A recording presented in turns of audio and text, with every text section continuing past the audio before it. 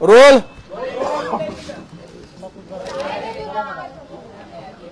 बघा चल आजची ओबीसीच्या प्रमुख नेत्यांची बैठक महाराष्ट्रातील आयोजित केली होती। जो अध्यादेश काढला गेला त्यावर चर्चा करण्यासाठी, त्याचे दुष्परिणाम परिणाम, भविष्यात ओबीसीवर किती होणार, काय होणार आणि या निर्णयामुळे ओबीसीच्या समाजामध्ये जे एक उद्रेकाची आणि भीतीची भावना आहे, उद्रेकही आहे आणि भीती पण आहे, धास्तावलेला आहे ओबीसी की आमचं आता संरक्षण कसं करायचं, आम्ही आमच्या हक्काचं संरक्षण होईल की नाही, अशा पद्धतीची किंवा अशी भूमिका महाराष्ट्रातील ओबीसीच्या अनेक नेत्यांनी या ठिकाणी मांडली। ज्या जनतेच्या भावना आहेत ओबीसीच्या, तीच भावना ओबीसीच्या नेत्यांनी या ठिकाणी मांडली। आणि खरं तर हा अध्यादेश कशाच्या भरोशावर काढला गेला आणि ही सरकार मान तुटेपर्यंत का वाकलं, हा खरा प्रश्न आहे। ज्यावेळेस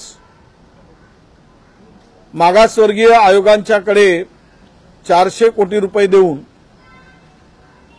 मराठा समाजाच्या संदर्भात मागासलेपणाचा सर्वे करून अहवाल मागितला होता, तो अहवाल अद्याप अप्राप्त आहे। शिंदे समितीच्या शिफारशी सुद्धा पूर्णतः प्राप्त नाही। हा निर्णय घेताना कॅबिनेट पुढे हा निर्णय झालेला नाही आणि कॅबिनेट पुढे न जाता या राज्यातील मंत्रिमंडळाची परवानगी न घेता हा जो काही जी.आर. काढला, हा जी.आर. सत्ताधाऱ्यांनी एकमेकावर कुरघोडी करण्यासाठी काढला आणि श्रेयवादाची लढाई यामध्ये मला दिसून येत आहे। हा श्रेयवाद एकाच समाजाला उद्ध्वस्त करण्यासाठी हा श्रेयवाद होतोय किंवा श्रेयवादाची लढाई लढली जात आहे का, हा खरा प्रश्न येतो। खरं तर मुख्यमंत्री यांनी शपथेची पूर्तता करण्यासाठी समस्त ओबीसी समाजाला पायाखाली तुडवण्याचा निर्णय घेतला का, त्याला खड्ड्यात पुरण्याचा निर्णय घेतला का, किंवा ओबीसी यांना कमकुवत आहे, कमजोर आहे, लढू शकत नाही, एकत्र नाही, त्यामुळे यांना काही केलं, कसंही यांना वागवलं, यांच्या हक्काचं काढून घेतलं तरी हे काही करू शकणार नाही, अशी भावना मुख्यमंत्र्यांची झाली असेल। म्हणून मला वाटतं की कॅबिनेटचा निर्णय न होता हा निर्णय त्यांनी घेतला। हे निर्णय घेत असताना आपल्या सगळ्यांना माहीत आहे की सगळे सोयरे हा शब्द त्या ठिकाणी वापरला। सगळे सोयरे वापरल्यामुळे कास्ट आणि व्हॅलिडिटी काढणं, ज्या व्हॅलिडिटीसाठी अटी होत्या जात पडताळणी प्रमाणपत्रासाठी, त्या शिथिल केल्यामुळे आता या कॅटेगरीच्या लोकांमध्ये, त्यामध्ये एससी असेल, एसटी असेल किंवा ओबीसी असेल, कुणालाही सहज शिरकाव करता येईल अशा प्रकारची व्यवस्था या अधिसूचनेमध्ये आहे। सहज तो कास्ट सर्टिफिकेट मिळू शकेल, सहज कोणी व्हॅलिडिटी मिळवू शकेल आणि सहजपणे कुठल्याही कॅटेगरीमध्ये प्रवेश करू शकेल। याचाच अर्थ असा की या कॅटेगरीच्या लोकांच्या हक्काचं आरक्षण हे संपवण्याचा पहिली सुपारी किंवा पहिलं पाऊल शिंदे सरकारनी किंवा एकनाथ शिंदे मुख्यमंत्र्यांनी टाकलेला आहे। आणि म्हणूनच जर उद्या हे सगळे सोयरे आणि दिलेले किंवा सापडलेल्या नोंदी आणि सगळ्या सोयऱ्यांना देण्यात त्यांचा समावेश, यातून साधारणतः 1.25 ते 2 कोटी लोकांना ओबीसीच्या आरक्षणामध्ये फायदा देण्याचा निर्णय या GR मध्ये झालेला आहे। आज हे जर 2 कोटी लोकांचा समावेश होत असेल तर मला वाटतं कॅटेगरीच्या SC, ST आणि ओबीसी मध्ये नव्याने आलेली हे यांची संख्या साधारणतः 90% जाईल। आता 90% लोकांना 50%च्या आरक्षणामध्ये ठेवायचं आणि ओबीसीला विजेंटीला घेऊन जे 27% आरक्षण आहे त्यामध्ये हे 2.25 कोटी लोकांचा समावेश करायचा आणि त्यांना आरक्षणाची सोय करून द्यायची। हेच मुळात ओबीसीचं सर्वस्व हक्क, संविधानिक हक्क हिरावणारा हा निर्णय मुख्यमंत्र्यांनी घेतलेला आहे। मराठा समाजाला आरक्षण देण्यासंदर्भात जी भूमिका वारंवार मुख्यमंत्र्यांनी मांडली की आम्ही ओबीसीतून आरक्षण देणार नाही, ओबीसीच्या वाट्याचं काढून घेणार नाही, जी भूमिका उपमुख्यमंत्र्यांनी मांडली त्याच भूमिका ती बदलली।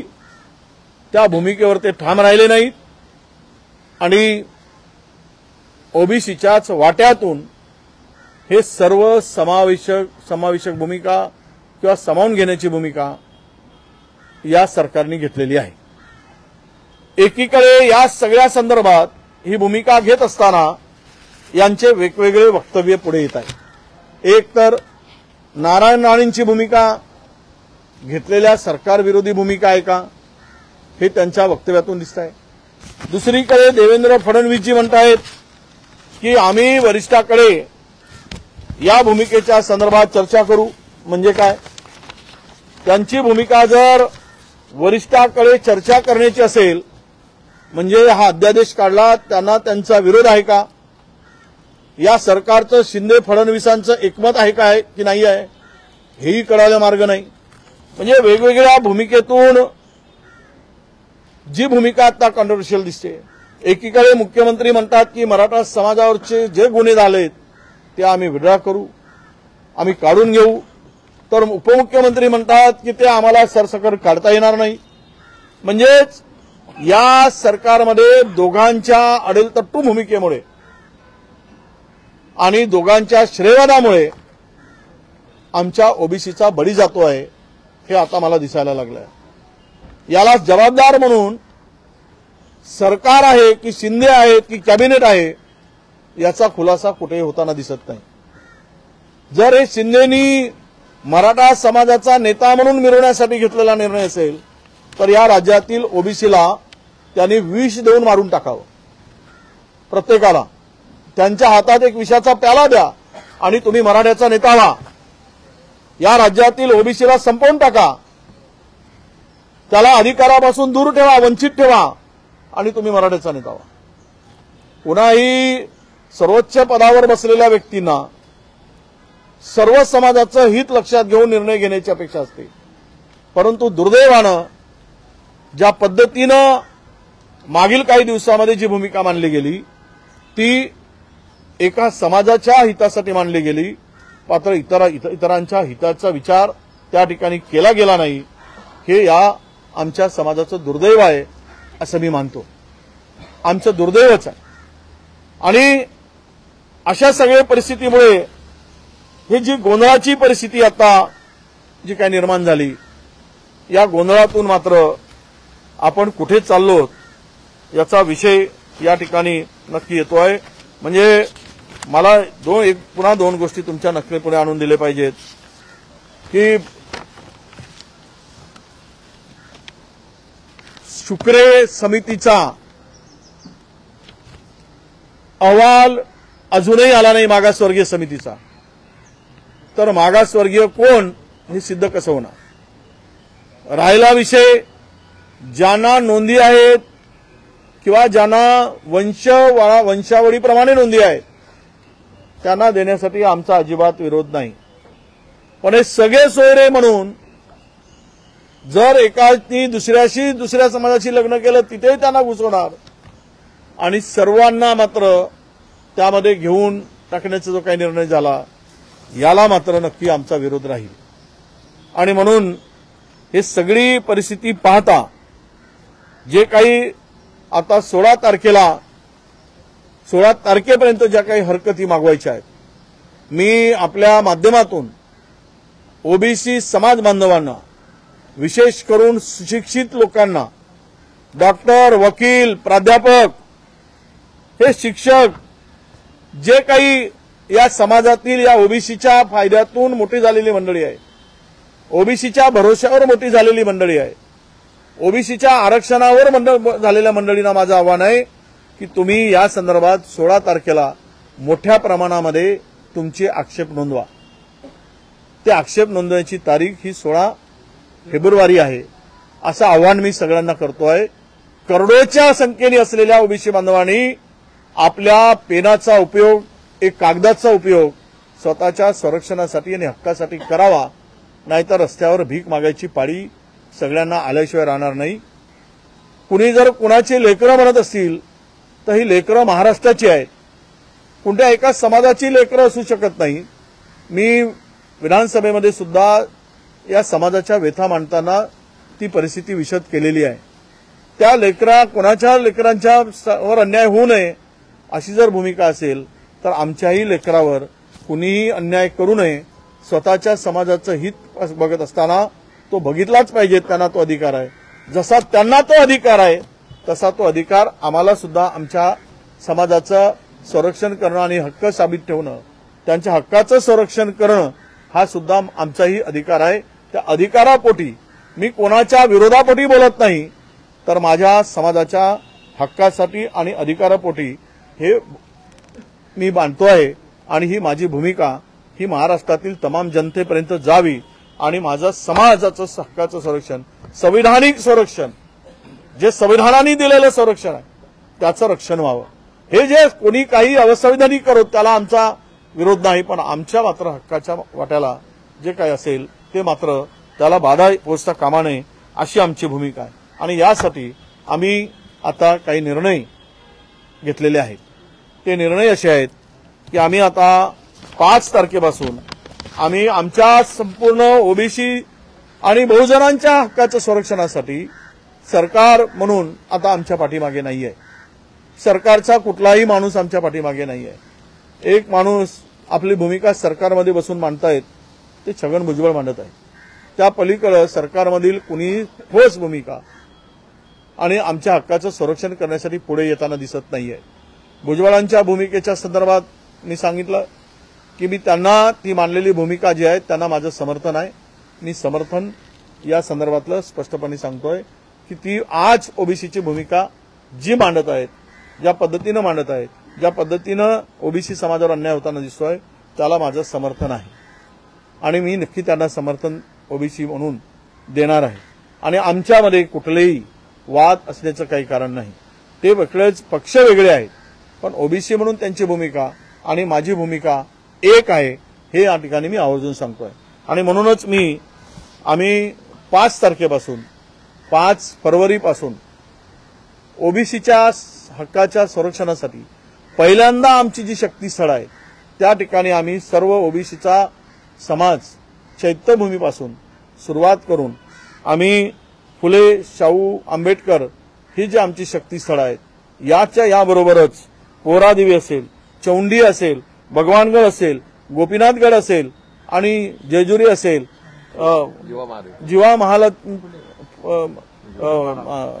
छत्रपती शाहू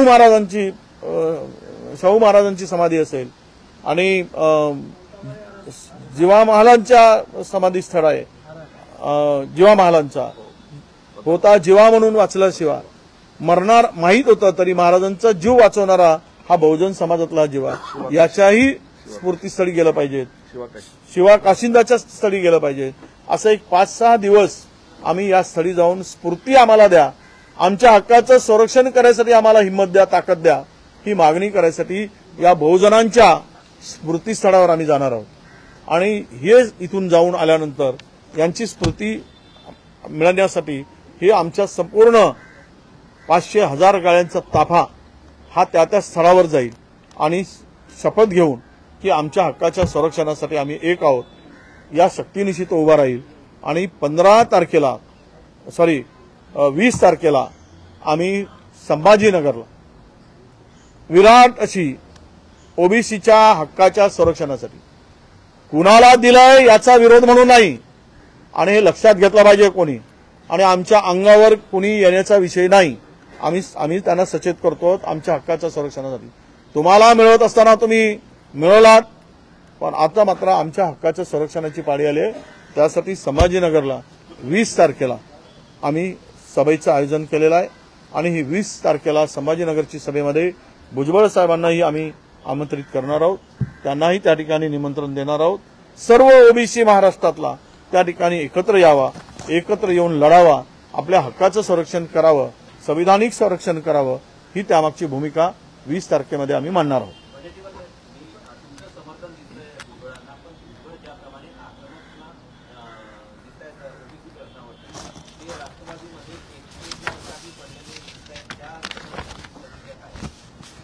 असं आहे की ओबीसी मध्ये मंत्रिमंडळामध्ये तुम्ही पाहताय किती ओबीसी चेहरे आहे, आणि आहेत तर अनेक जण शेपूट घालून सत्तेची खुर्ची उभवत आहेत.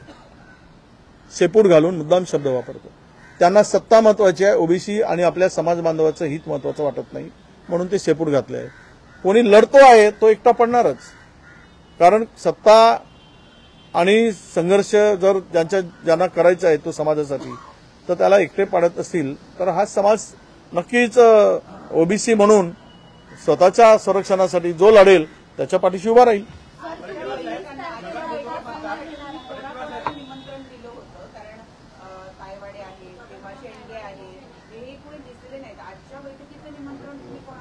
नाही, हे वेळेवरची बैठक ठरली.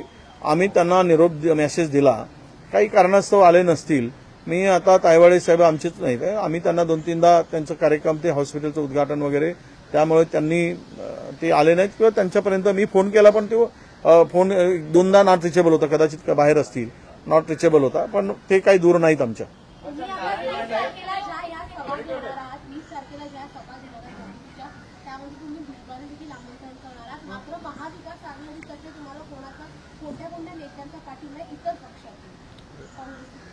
मला पाठिंबा, आम्ही लढाई ओबीसीची लढतो. असं आहे की मला वाटत नाही, मी आता भूमिका आजच मांडली आणि आजच एकाकी म्हणणं म्हणजे हे गैर होईल. आणि मी परत एकदा सांगतोय, तुम्ही अर्धवट दाखवू नका. आम्ही मराठा समाजाच्या आरक्षणाला अजिबात विरोध केलेला नाही. सरकारने भूमिका जी मांडली, वारंवार ओबीसीच्या डोळ्यात धुळफेक करण्याचं काम केलं. ओबीसीच्या कोट्यातून देणार नाही, ओबीसीच्या वाट्यातून देणार नाही, ओबीसीला धक्का लागू देणार नाही. अरे धक्का नाही म्हणजे तुम्ही तर कुठं फेकून दिला आम्हाला, आता काय परिस्थिती निर्माण करून ठेवली. आणि आज काय झालं, दुःखानं काय सांगावं लागतं. ठीक आहे, मिळालं, पण ढोल कुठे वाजवताय? ओबीसीच्या घरापुढे का ढोल वाजवताय तुम्ही? गुन्ह्या गोविंदानं राहणारा हा समाज, अनेक वर्ष एकत्र राहणारा समाज, हा एकमेकाचा वैरी का करताय तुम्ही? तुम्ही वैरी म्हणून बघत आहे काय? म्हणजे गावाला तुम्हाला उद्ध्वस्त करायचं आहे काय? गावं अशांत करायची आहेत का तुम्हाला? या पद्धतीनं वागणं बरोबर आहे का? हे सुद्धा चुकीचं आहे. अनेक गावातून आम्हाला रिपोर्ट मिळाले. तो छोटासा समाज आपला संरक्षणासाठी, हक्कासाठी त्या गावात राहत असेल तर 5-25 लोकांच्या घरापुढे ढोल वाजवणं, गुलाल उधळा, तुम्ही आपल्या घरापुढे उधळा ना, पण ओबीसींच्या घरापुढे जाऊन गुलाल उधळणं हे चुकीचं आहे. म्हणून माझी मोठा बंधू म्हणून मराठा समाजाला विनंती की तुम्ही या पद्धतीच्या कृत्याला समर्थन करू नका, हे चुकीचं होत आहे.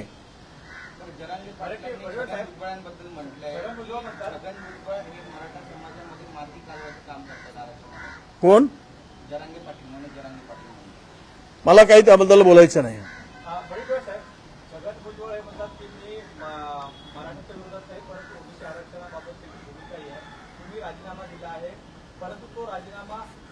काय याबाबत अजूनही कुठे स्पष्टता नाही आहे. त्याच्यामुळे असं दिसतं की ओबीसी समाजामध्ये हा संशय मात्र काय नाही की फडणवीस सरकारमध्ये आहे, परंतु सरकारमध्ये असतानाही ते सरकारवर दबाव का टाकत नाही आणि असे निर्णय होत असताना त्यांना माहीत का नाही. हा एक त्यांच्या मागावरचा संशय या ठिकाणी उत्पन्न होतो. अरे आता थोडंसं ते काय म्हणतात, थोडी शस्त्र आहेत त्यांच्याकडे, ते शस्त्रच काढून घेण्यासाठी लागलेत का तुम्ही? ठीक आहे, लढाई लढतो ना माणूस, काही शस्त्र आहेत चिल्लर थोडे थोडे त्यांच्याकडे, ना भाला आहे, ना पिस्तूल आहे, ना बंदूक आहे. आता काय ते चाकू वगैरे असेल छोटासा तर तेही काढून घ्या, म्हणजे निशस्त्र करता काय त्यांना? म्हणजे जे काही मंत्रिमंडळाचं छोटासा सपोर्ट आहे तेही काढून, म्हणजे तुम्ही आम्ही रस्त्यावरच लढलो पाहिजेत आणि बाकी सत्तेत राहून मस्ती मारत लढले पाहिजेत.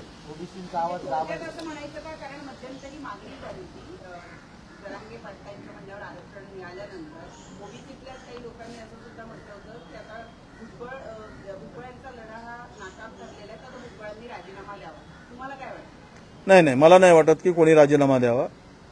मी राजीनाम्याच्या विरोधात आहे. बघा, ज्याला जिथे लढायचं आहे तिथे लढलं पाहिजे, भूमिका स्पष्ट मांडली पाहिजेत. काढायचं असेल तर काढून टाकतील बहुमताच्या भरोशावर, ज्यांना तो त्यांचा अधिकार आहे ठेवायचं की नाही. पण तुम्ही त्यांनीच राजीनामा द्यावा हे काय आहे? मग आम्ही मागतो मुख्यमंत्र्यांनी राजीनामा द्यावा, आमच्या ओबीसीचा सत्यानाश केला म्हणून. देणार आहेत का उद्या? विचारा त्यांना. आम्ही मागणी करतो सगळे आमच्या पुढे. नारायण राणे यांच्या भूमिकेबद्दल काय म्हणाल? कारण आता ते म्हणतात की मराठा आणि कुणबी हे एकत्र नाहीयेत, वेगवेगळे आहेत. आता यापूर्वी त्यांनी म्हटलं होतं त्यांच्या अध्यक्षतेमध्ये जी समिती नेमली होती त्यात त्यांनी रिपोर्ट दिला होता की दोघं एकत्र दावा केला होता. त्यामुळे त्यांच्या भूमिकेबद्दल काय? आपल्याला सगळ्याला माहित आहे सर्वोच्च न्यायालयात काय झालं, हायकोर्टात काय झालं, आणि काही जणांची भूमिका सत्याला धरून आहे, काही जणांची भूमिका ही सोयीनी आहे. ती आता सत्य आहे की सोयीची आहे मला वाटतं राणेसाहेब सांगू शकतील.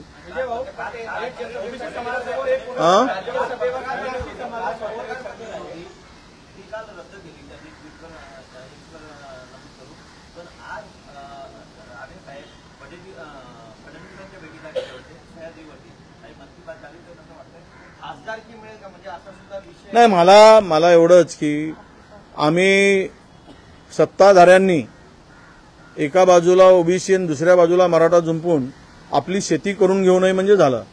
आमच्या घरावर नांगर फिरवून स्वतःची शेती नांगरून घेण्यासाठी एकाने ओबीसीला एका बाजूला जुंपायचं आणि दुसऱ्या बाजूला मराठ्याला एकाने जुंपायचं आणि आमचा वापर करायचा आणि पीक मात्र त्यांनी खायचा आणि शेतातले बैल बनून आम्ही राबायचं. ही जर त्यांची भूमिका असेल ती एक उघडी पडल्याशिवाय राहणार नाही आणि आम्ही उघडं पाडल्याशिवाय राहणार.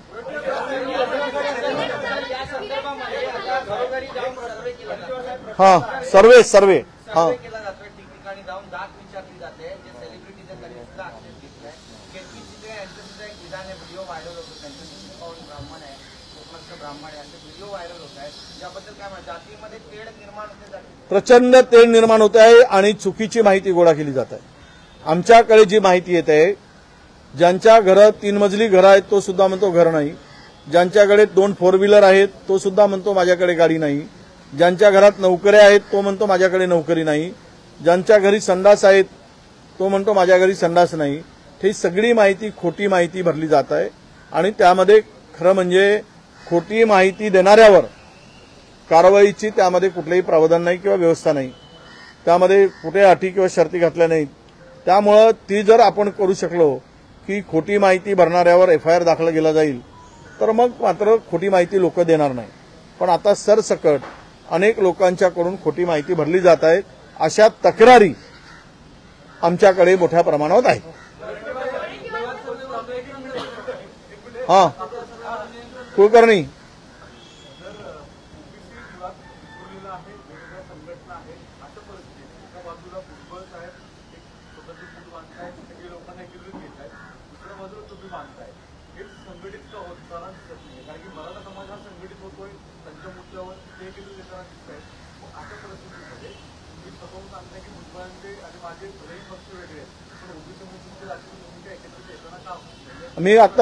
मी भाऊ तेच मानलं आता.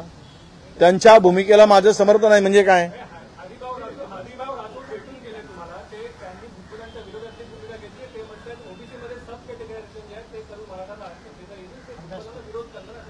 नाही, त्यांचा अभ्यास वेगळा आहे, आमचा अभ्यास वेगळा आहे.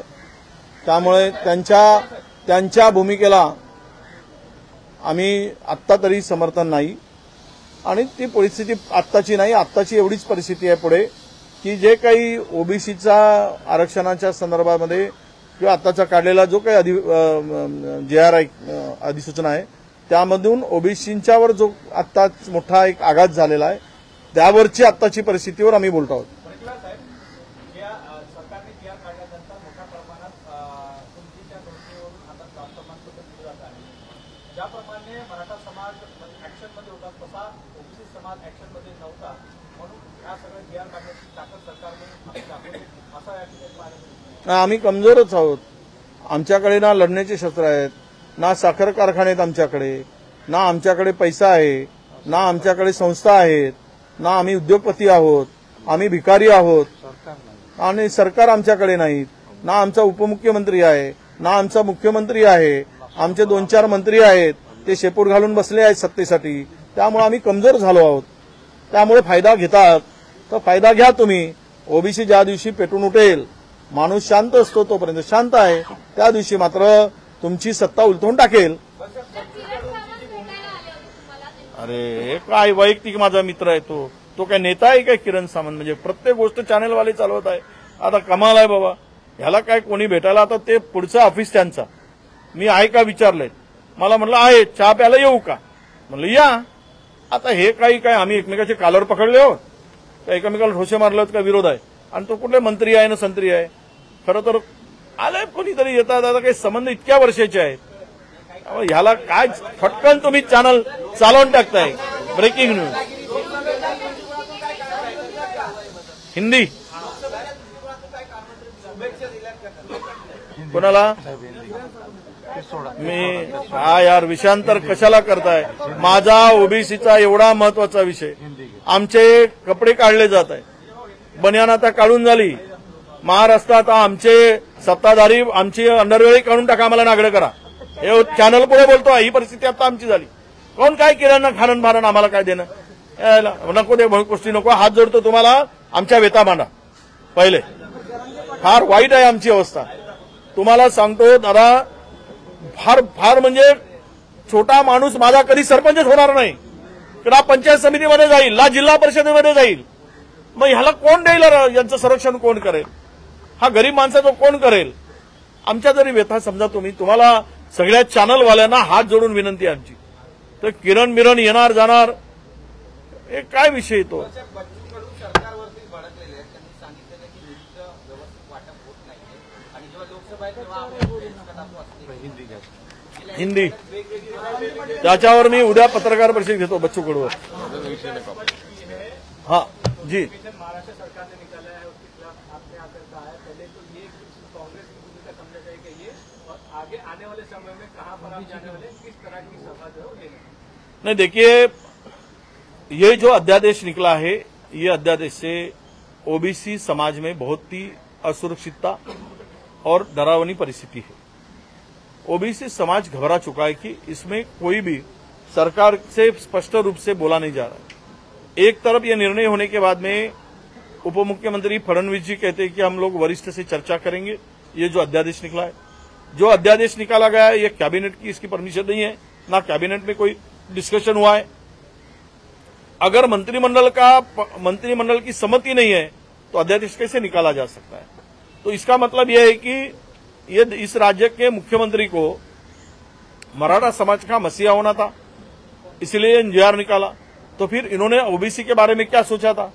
ओबीसी ये JR निकालते वक्त ओबीसी को के ऊपर अन्याय होगा या ओबीसी के हक का छीना जाएगा, इस बारे में कम से कम चर्चा तो होनी चाहिए थी. वो भी नहीं हुई.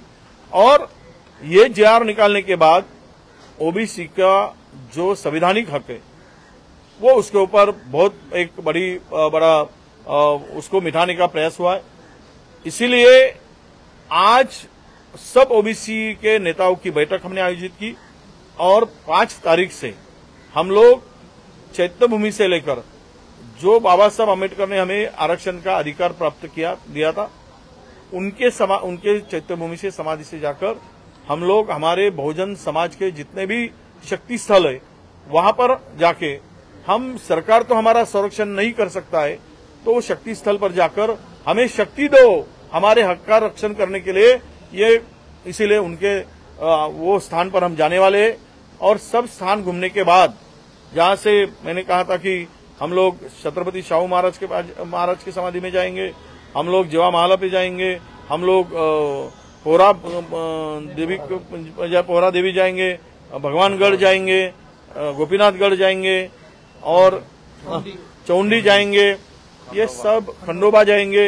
ये समाधि, ये सभी स्थलों पर जाकर, स्फूर्ति स्थलों पर जाकर हम लोग उनके आशीर्वाद लेकर 20 तारीख को एक भव्य रैली, बड़ी रैली 20 तारीख को संभाजी नगर में हमने रखा है और आयोजित किया है। सब लोगों का कहना है कि ये बड़ी रैली वहां पे होनी चाहिए और हमारा हक के संरक्षण के लिए, हम किसी के खिलाफ में नहीं। फिर से मैं महाराष्ट्र के हमारे बड़े भाई को बताना चाहता हूं, हम अपने हक के लिए लड़ रहे, तुमने अपने हक के लिए लड़ा है, अब हम अपने हक के लिए लड़ाई लड़ रहे, तो इसमें कोई किसी का नुकसान होने का सवाल नहीं, हमारा नुकसान हुआ है। तो मैं ये कहता हूं कि हम सब लोग इस सभा में रहने वाले हैं। मैं भुजबल साहब को भी विनती करने वाला हूं कि आप भी संभाजी नगर की सभा में आइए। उन्होंने जो भूमिका रखी उनको भी मैं समर्थन दिया है, क्योंकि ओबीसी के हित के लिए और उसकी लड़ाई के लिए, अगर संरक्षण के लिए विशेष रूप से जो आगे आते हैं ये लड़ाई में, तो उनके साथ में हम लोग खड़े रहेंगे। ये हमारा काम है। नहीं, देखिए, चेहरा और नेतृत्व की बात नहीं, अपने हक की लड़ाई की बात है।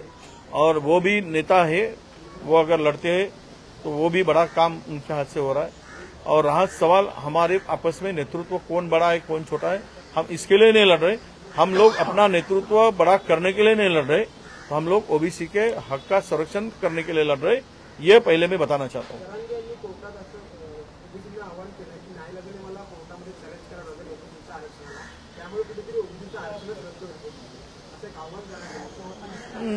कोण काय म्हटलंय मला त्या संदर्भात बोलायचं नाही।